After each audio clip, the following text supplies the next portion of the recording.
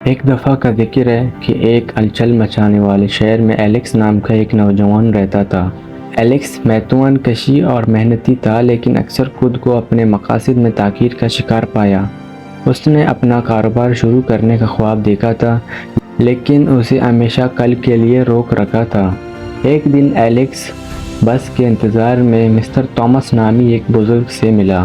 انہوں نے ایک بات چیت شروع کی اور ایلیکس کو جلد ہی معلوم ہوا کہ مسٹر توماس ایک ریٹائرڈ کامیاب کاروباری شخصیت ہیں۔ حیران ہو کر ایلیکس نے اس سے اس کی کامیابی کا راز پوچھا۔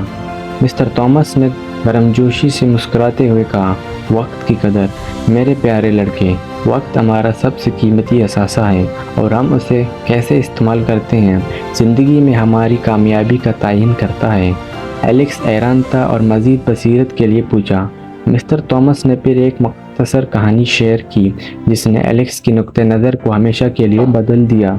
تصور کریں، مسٹر توماس نے شروع کیا کہ آپ کے پاس ایک جادوئی بینک اکاؤنٹ ہے جو آپ کو ہر صبح 86,400 روپے کریڈٹ کرتا ہے، لیکن ایک کیچ ہے، جو بھی رقم آپ دن کے آخر تک استعمال نہیں کرتے ہیں وہ لے لی جائے گی، کیوں استثنا نہیں، اور اگلے دن تک کوئی بیلنس نہیں ہوتا ہے۔ ایلیکس حیران ہوا اور پوچھا، لیکن اس کا وقت سے کیا تعلق؟ مسٹر توماس نے جاری رکھا، ٹھیک ہے، ہر صبح ہم سب کو 86,400 سیکنڈز ہمارے روزانہ تحفے کے طور پر ملتے ہیں۔ ہم ان سیکنڈز کو کس طرح استعمال کرتے ہیں یہ ہماری کامیابی، خوشی اور تکمیل کا تعین کرتا ہے۔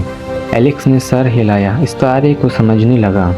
مسٹر توماس نے آگے کہا، پیسے کی طرح غیر استعمال شدہ وقت گزر نہیں جاتا، یہ ہمیشہ کے لیے ختم ہو جاتا ہے۔ تصور کریں، اگر آپ کے بینک اکاؤنٹ میں روزانہ صبح 86,400 روپے ہوتے ہیں، لیکن آپ نے اسے دانشمندی سے خرچ نہیں کیا، تو آپ اس سے محروم رہ جائیں گے۔ بہت زیادہ صلاحیت۔ ایلیکس کی آنکھیں پھیل گئیں جب مسٹر توماس کے الفاظ میں گہری سچائی کا احساس ہوا۔ وہ اپنے خوابوں کی طرف کام کرنے کے بجائے تاخیر سے قیمتی لمحات ضائع کر رہا تھا۔ اس دن سے ایلیکس نے اپنے وقت کی قدر کرنے کی شعوری کوشش کی۔ اس نے واضح اہداف مقرر کیے، کاموں کو ترجیح دی اور وقت ضائع کرنے والی سرگرمیوں کو ختم کیا۔ اس نے اپنے کاروباری آئیڈیا پر تندی سے کام کرنا شروع کر دیا، اپنے دن کے ہر سیکنڈ کو دانشمندی سے استعمال کیا۔ مہینے گزرتے گئے اور ایلیکس کی لگن ادا ہو گئی۔ اس کا کاروبار پل میں پھولنے لگا اور اس نے اپنے شوق کو پورا کرنے میں پورا پایا۔ وہ اکثر مسٹر توماس کی کہانی یاد کرتا تھا اور زندگی بدل دینے والے سبق کے لیے خاموشی سے ان کا شکریہ ادا کرتا تھا۔